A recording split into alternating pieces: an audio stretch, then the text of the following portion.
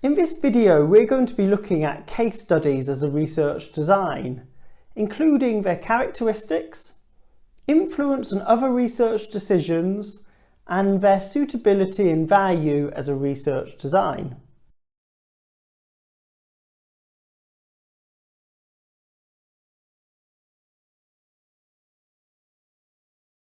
A case study is a research design, although as we covered and discussed in the intro video to research design, other scholars might term it as a strategy, an approach, or potentially something else. So there's a degree of variability and ambiguity within the literature when it comes to defining what a case study is.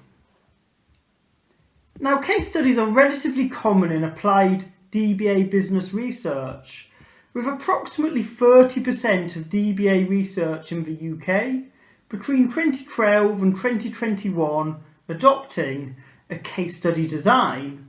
And there's some reasons for the popularity of case study research designs for DBA research, and we're going to go into these in a bit more detail within this video.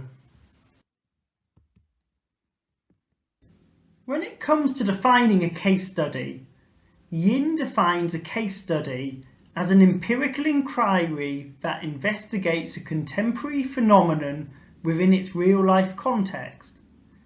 When the boundaries between phenomenon and context are not clearly evident and in which multiple sources of evidence are used.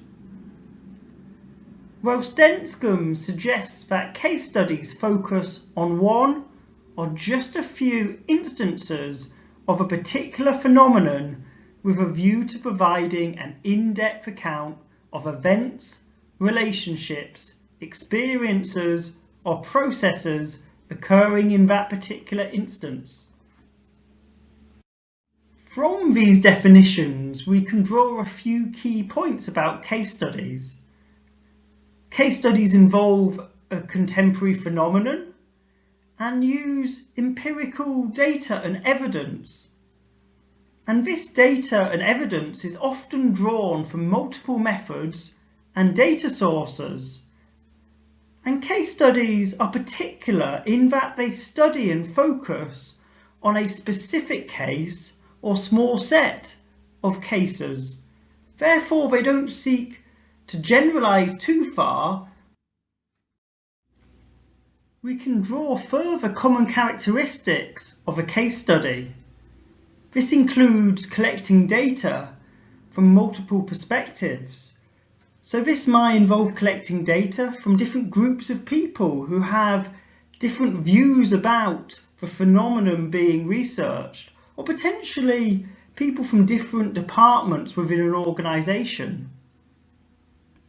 We often collect multiple sources of evidence, and these multiple sources of evidence can be either multi or mixed method. So this might be multiple types of quantitative or multiple types of qualitative data, or a mix of quantitative and qualitative data. Case studies are also normally rooted in a specific real-life context, which means the context is really important in understanding the phenomenon. This makes the contextual conditions highly pertinent within the research, and we need to consider them when we are collecting the data and analysing the data. Often the boundaries between the context and the phenomenon are unclear, and this comes from being a particular case and the data being particularistic. We can't assume that the same phenomenon would be the same and the processes would be the same in a different organisation, for example. So we need to bring the context and the phenomenon together and try and understand the impact of the context on that phenomenon. And this is not always easy given the particularistic nature of a case study. And finally, case studies can use single or multiple cases, but it's important to be clear what the focus of the case study is. So when it comes to how many cases to use within a case study research design, there's some disagreement here. So for example, Eisenhardt suggests 4 to 10 cases is ideal. However, Yin and Stake suggests that 1 case can be acceptable. So there is no right or wrong as such when it comes to determining how many cases, but the key is to be able to justify your choice based on the ability to achieve the research aim and research question set. When it comes to choosing the type of case study, it's important to identify whether you're going to look at one single case or multiple cases. In order to get the particularistic depth within a single case, often you will need to look at it over a longitudinal period of time. Rather than looking at a one-off approach, you might need to look before and after an intervention, for example, or continue to look how a process is working, rather than just try and take a single snapshot, because a case will normally be around a company, a product, or a process, rather than one snapshot in time. Another option is to look at multiple cases, and here the intention of the research is often to compare and contrast the findings from each case to look for similarities and for differences between the cases that you are reviewing. When conducting case study research, it is important to be clear on what the unit of analysis is within your case study. Particularly within business research, there can be a temptation to jump into thinking that it is the company or organisation which is your unit of analysis.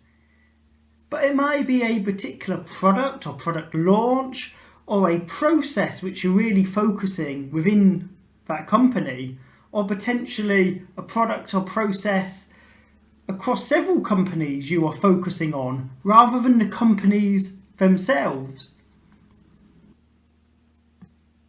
When it comes to determining and identifying the types of data to use within a case study, the types of data need to be determined by the researcher, because a case study does not dictate or prescribe that particular types of data collection should be used.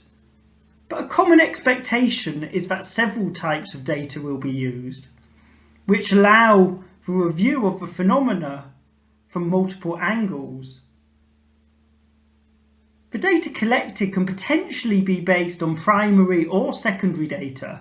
So for example, it could include questionnaires, interviews, focus groups, observation, or secondary sources such as company reports or literature, such as websites or job adverts, for example.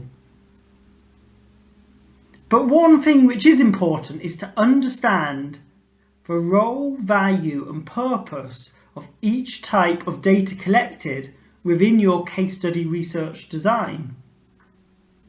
As a range of different data collection methods can be used within a case study can be a research design which is appropriate and potentially aligns with several research philosophies. When it comes to adopting a case study research design can be argued to be particularly appropriate to answer research questions focused on why and how, to gain an in-depth understanding of a particular phenomenon, develop new theories or extend existing theories, and then from this we can develop initial hypotheses which could potentially be tested further, or we could leave that as part of the recommendations for future research. So to conclude, a case study research design focuses on a particular case or set of cases rather than seeking mass generalization.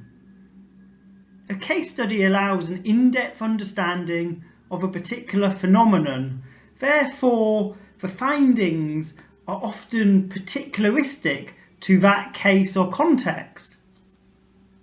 Common case study characteristics include using multiple sources of evidence to research the phenomenon, collecting data from multiple perspectives, and case studies are normally highly contextual given the particularistic nature of the research. When adopting a case study, the case needs to be clearly defined and the most appropriate methods identified and justified, as a case study design does not prescribe particular methods. As particular data collection methods are not prescribed within a case study research design, a case study research design can potentially align with one of several research philosophies. So it is important for the researcher to ensure alignment between the philosophy selected and the methods to be adopted within a case study research design. Case study research designs can be particularly useful for applied business DBA research, as case studies can support research in relation to its context and produce particularistic findings, which can be useful as DBA research often seeks to contribute to practice in a particular organisation. This can help with addressing particular practical business problems and developing recommendations, although at the potential expense of generalisability.